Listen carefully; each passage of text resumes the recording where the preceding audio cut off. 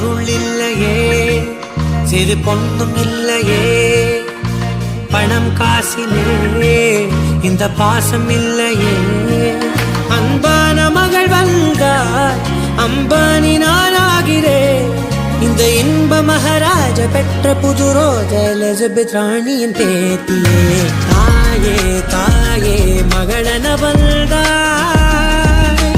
தந்தை சிந்தை நலமுற வந்தாய்.